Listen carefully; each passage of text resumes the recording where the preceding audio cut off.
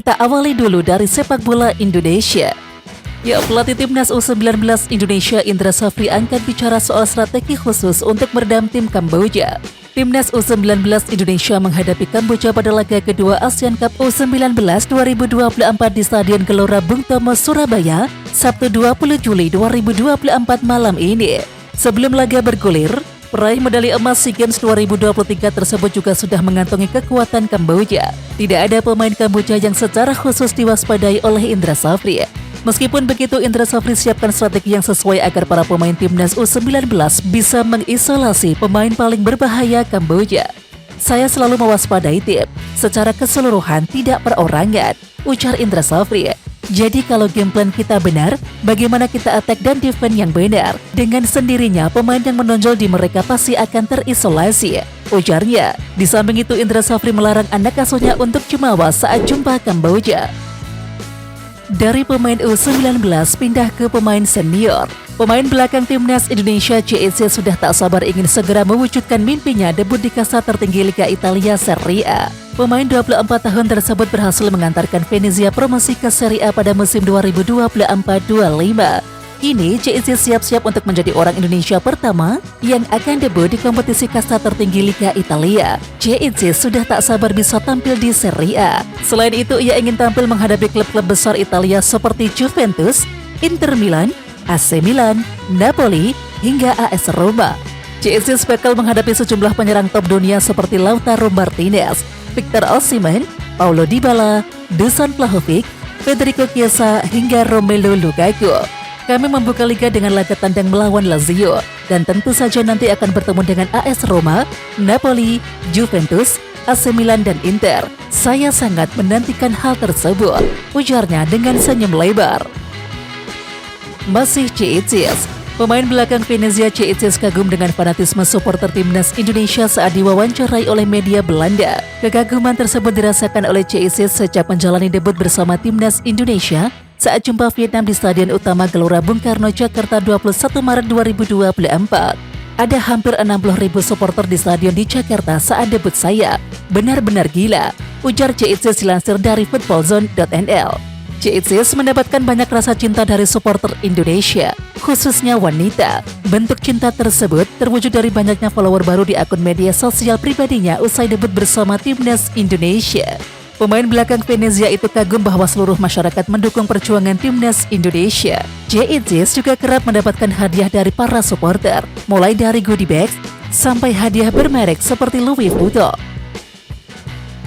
Masih soal JEC, kali ini akan berhadapan dengan Ivorianer dan juga oleh Romania. Duel pertandingan persahabatan antara pemain timnas Indonesia sebentar lagi akan digelar. Pertandingan itu akan mempertemukan JEC melawan Ivorianer dan juga oleh Romania yang sekarang dikabarkan sedang didekati oleh PSSI untuk dinaturalisasi. JEC datang bersama klubnya asal Italia Venezia FC ke Belanda untuk menjalani pemusatan latihan atau TC. Selama di Belanda, Venezia FC akan beruji coba melawan FC Utrecht yang merupakan klub Ivorianer dan juga oleh Romania. Ketiga pemain tersebut kini sedang dalam tahap pramusim sebelum menghadapi pertandingan pada kompetisi resmi masing-masing klub. Seperti diketahui, Venezia FC saat ini sedang menjalani latihan sebagai persiapan bertanding di Serie A Italia, yakni mulai 18 Agustus 2024, dan pertandingan antara Venezia FC versus FC Utrecht dijadwalkan pertandingan itu akan digelar pada awal Agustus 2024. Dari Belanda kita terbang ke Inggris. Pemain timnas Indonesia Nathan Chuaon mendapatkan kesempatan main saat Swansea City menghadapi mantan tim Elkan Bagot yakni Bristol Rovers. Nathan Chuaon mendapatkan kesempatan bermain selama 45 menit. Berlangsung di Training Ground Fairwood, Swansea City ditahan imbang Bristol Rovers lewat skor 2-2 Sabtu 20 Juli 2024 dini hari waktu Indonesia Barat. Nathan Chuaon menjadi bagian dari skuad yang diturunkan pada babak kedua. Meski hanya bermain 45 menit di babak kedua, ini menjadi sinyal positif bagi Nathan Chuaon. Dan harapannya bek timnas Indonesia ini bisa menembus skuad utama di musim 2024-25. Nathan saat ini membutuhkan lebih banyak menit bermain reguler, sebab Nathan perlu menjaga konsistensi permainan. Sehingga ketika dipanggil untuk memperkuat timnas Indonesia pada ronde ketiga kualifikasi Piala Dunia 2026 zona Asia, bisa memberikan yang terbaik. Klub sepak bola Italia Empoli baru saja merekrut kiper AC Milan Davis Vazquez dengan status pinjaman. Akhirnya peluang calon kiper timnas Indonesia Martin Paes ke Empoli kini mengecil. Empoli mengumumkan perekrutan Davis Vazquez dalam unggahan di media sosial resmi mereka. Kiper 26 tahun tersebut kini diikat kontrak setahun dan opsi perpanjangan jika performanya apik. Davis Vazquez adalah penjaga gawang Kolombia kelahiran 1998 tiba sebagai pinjaman dengan hak membeli dari Milan, tulis Empoli. Ya, kini peluang Paes untuk pindah ke Empoli menipis, sebab klub yang berjuluk The Blues itu sudah punya 5 stok kiper termasuk Vazquez. Padahal sebelumnya Martin Paes dikabarkan oleh pakar transfer Fabrizio Romano bakal merapat ke Empoli. Kedua belah pihak tengah bernegosiasi. Sayangnya, negosiasi berjalan alot. Peluang kiper FC Dallas itu sekarang merumput di Serie A kian menipis seiring kedatangan Vazquez. Kita beralih ke informasi sepak bola internasional. Masih di Italia, pesepak bola legenda Arsenal Cesc Fabregas resmi ditunjuk sebagai pelatih Como 1907. Konfirmasi itu diumumkan Como 1907 di akun Instagram resmi mereka @ComoFootball. Como 1907 dengan bangga mengumumkan Cesc Fabregas menjadi pelatih kepala tim pria dengan kontrak 4 tahun. Penunjukan ini dipilih berdasarkan suksesnya ketika menjabat sebagai pelatih caretaker dan asisten yang berujung promosi kembali ke Serie A. Tulis Como 1907 di akun Instagram resmi mereka. Sementara itu, Cesc Fabregas yang memiliki saham di Como 1907 ini diangkat sebagai pelatih caretaker pada 13 November 2023. Kolaborasi Ocean Roberts dan juga Cesc Fabregas mengantarkan Como 1907 promosi ke Serie A Italia. Berkat prestasi tersebut, Ocean Roberts dipromosikan sebagai kepala pengembangan tim Como 1907, sedangkan Cesc Fabregas diangkat sebagai pelatih kepala di tim Como 1907. Dari Como kita bergeser ke Juventus. Federico Chiesa bisa bermain lebih baik, syaratnya dia harus cabut dari Juventus. Opini ini diutarakan oleh mantan kiper yang kini menjadi pundit di Italia, yakni Simon Broglia.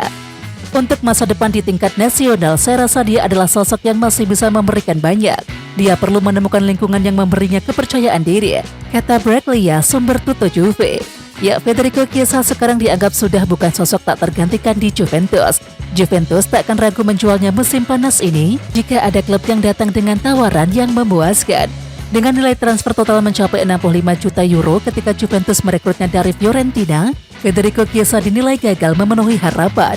Kontrak Chiesa hanya tersisa setahun, dan Juventus dikabarkan lebih berminat untuk menjual Chiesa daripada memberinya kontrak baru. Beralih ke kabar potensi sanksi Enzo Fernandez.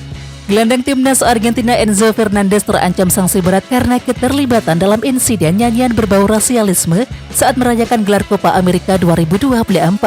Sejumlah pemain timnas Argentina diduga melakukan pelecehan rasialis terhadap kontingen timnas Prancis, terutama Kylian Mbappe.